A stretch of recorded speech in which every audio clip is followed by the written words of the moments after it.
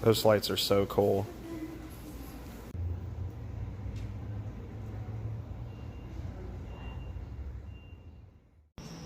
Well, hi everybody, and welcome to northwestern Pennsylvania.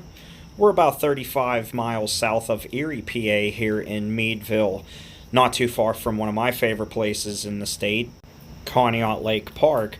We're about 10 miles or so, plus or minus a mile or two, away from the park here at the downtown mall.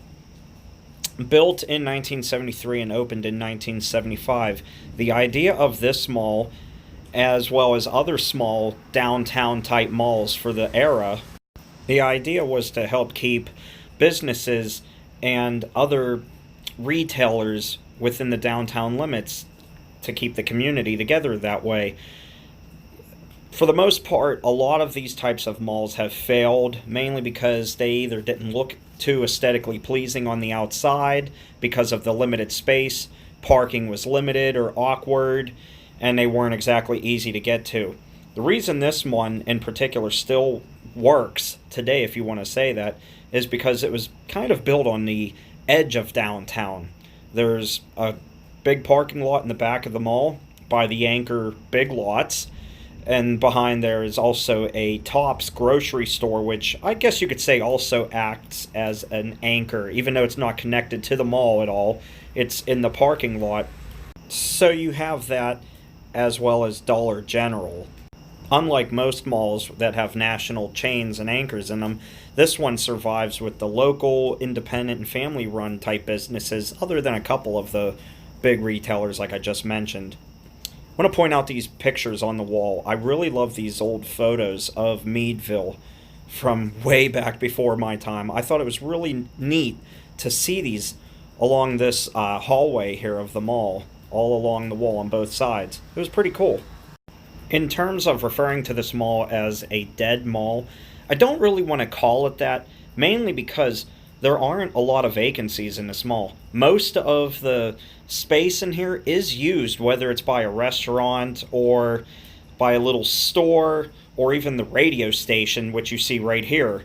They have a couple of radio stations that operate out of this mall, so I don't really want to say that it's dead, even though on a Saturday morning of Memorial Day weekend there weren't a whole lot of people in here. As you can see, looking down this corridor, there's nothing, except towards the end when we get to the Dollar General. But still, as you can see on both sides, it's occupied, and these places, they survive because the community relies on this place. The people that live here don't really have a whole lot of other options unless they wanted to go to Walmart, which is not that far away, or if they wanted to go to the big mall, Millcreek Mall, up in Erie, PA, which is about 35 or so miles away. So that's how this place survives, because there aren't many other places to go to. There was another mall that did compete with this one, but failed. It was the Meadville Mall, which actually sat right next to the Kmart that I filmed here back in 2017, which closed.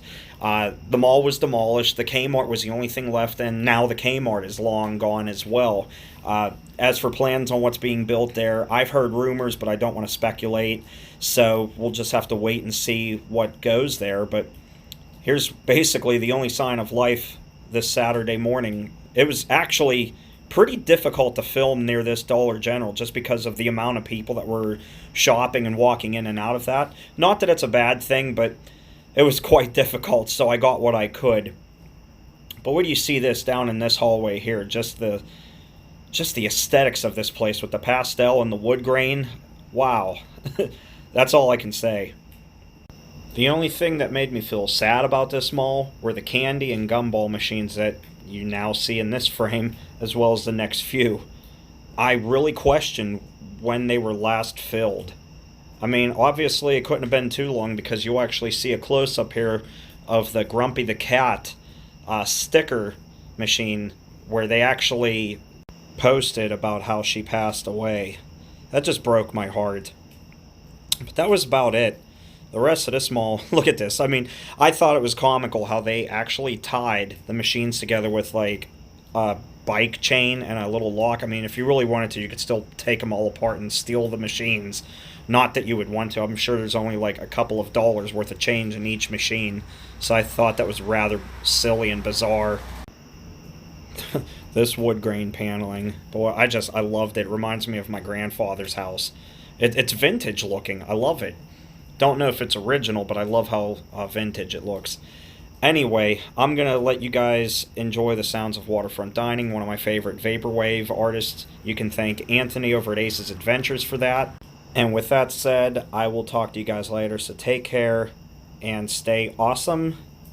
Bye, everybody. Enjoy.